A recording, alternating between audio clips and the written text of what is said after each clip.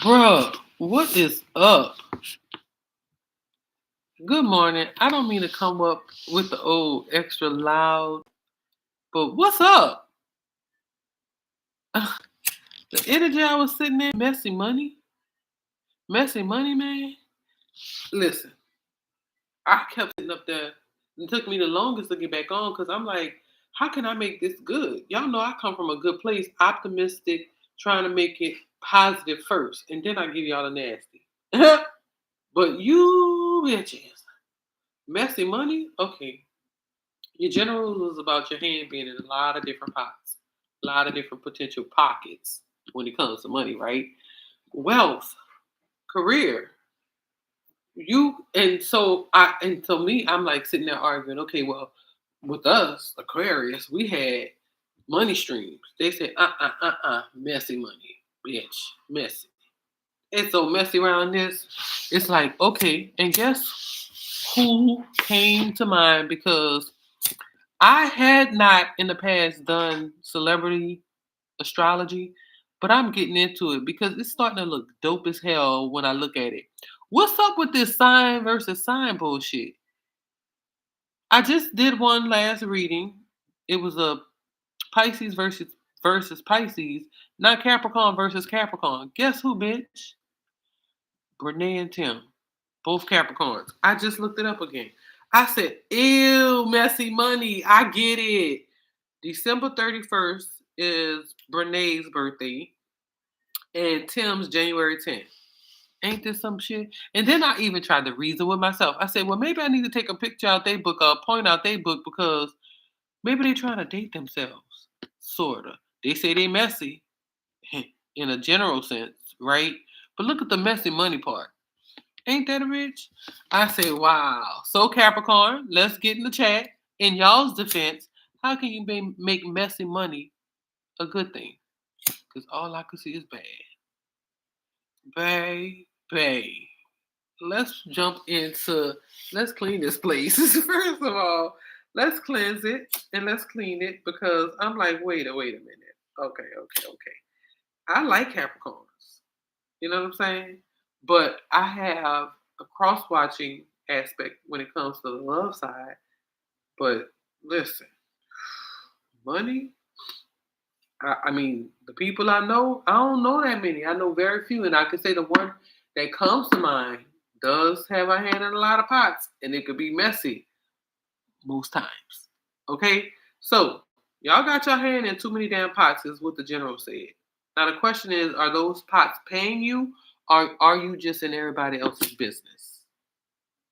Because one version of this is lucrative, but the other version is expensive as hell, such as the archetype we just gave as an example, right? So let's talk about it. I was sitting up here like I was trying to reason with Spirit, and then when Spirit gave me them two, I was like, oh, okay, all right.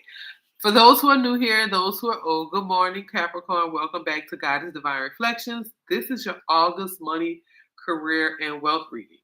All right, Capricorn. Um, Capricorn already gave us the image of having your hand in a couple of pots, and now we need to figure out whether those pots are business, income streams, opportunities, or everybody else's damn business and money. Okay, or money you owe to them. Mm-hmm. So let's get into it.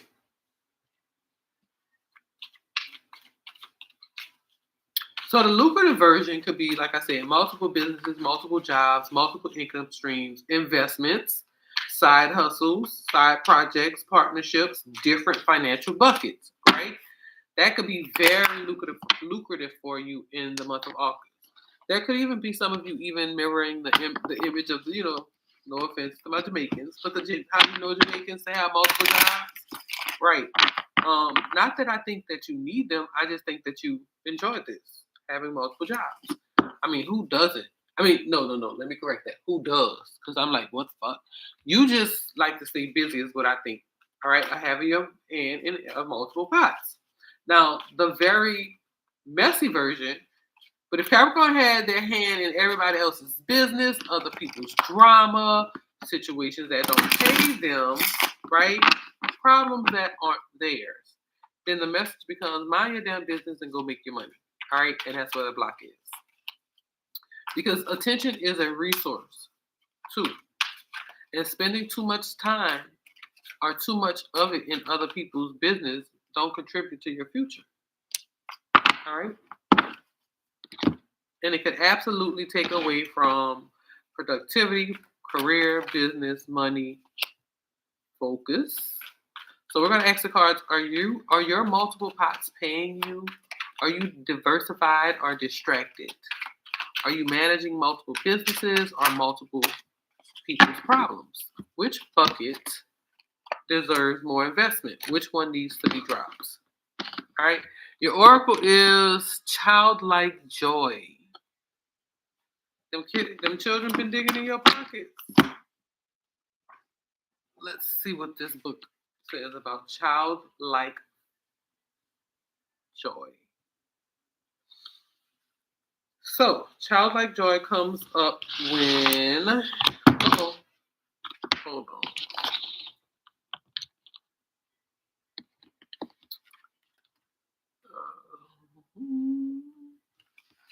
All right, you might have had some pain early on in life, but it is in the past and it's time to heal. Your inner child is crying out for attention and love, and you should indulge it by loving yourself and being joyful. Connect with all there is to love in the little things, and don't be afraid to be silly because life without fun is no life at all. If you are too serious for too long, little pranks might be played on you by the fairies or your guiding spirits to get you to lighten up. But here's an opportunity to let go of what people expect of you and be free. Allow yourself to do this and find your childlike joy. This can also mean that remember to enjoy life and all around you. Let your inner child out to play.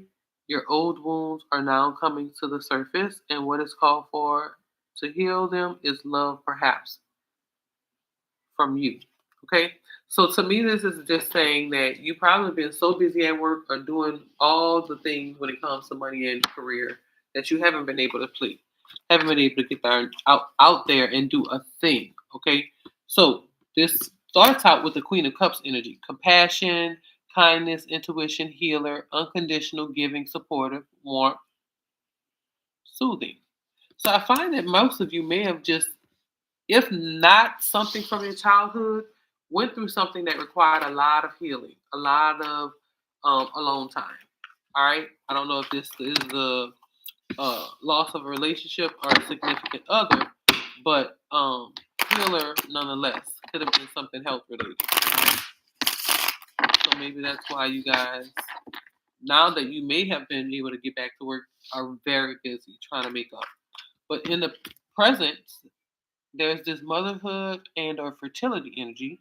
It's beauty, it's love, it's nature, it's unconditional love, it's support, it's empathy, it's serenity, it's grace. I always get this energy of like a maternal energy or a like your mom is trying to speak to you from a potential other side, if that's the case.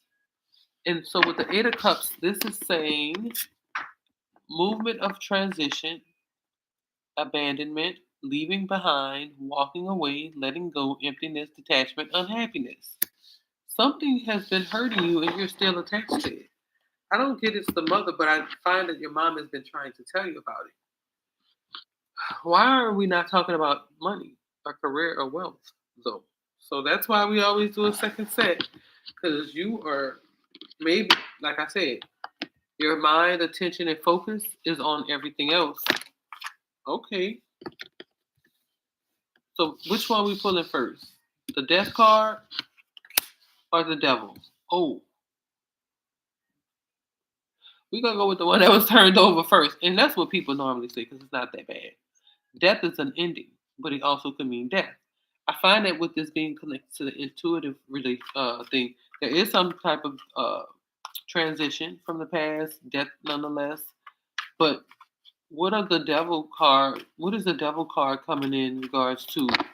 Is there some form of addiction? Because in the present, there's this need for some major balance of some sort. And we're here about career, money, and wealth. So I find you might have your hand in a pot that doesn't benefit you. And mom, whether in the real life or spiritual world, has been trying to warn you about it. Interesting. Didn't expect this to be the turn of your reading, Capricorn. Messy money. I didn't expect it to turn this way. Oh, Ten of Swords. Interesting. Listen, Capricorn, there's been a very heavy warning being feed to you about a pot that your hand's been in. This could be the outcome. This message is not for everybody. This could be somebody you're connected to, or somebody connected to your financial stability. Maybe this is the person your love story may be connected to. I can't remember what your love reading was about, but love connected to death, connected to money, but messy money. What is that about? Oh my God, I've never had a reading baffle me so much. Let me see if the closing card will give me something. Oh, wow, spit it out. Nothing will come of this situation. Void, of course. Moon. I ain't never seen that card.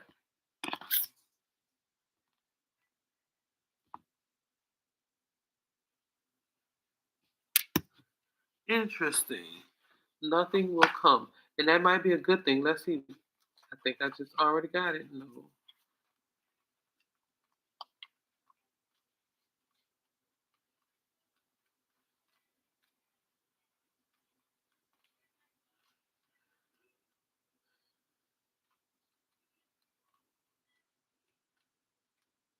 Hmm.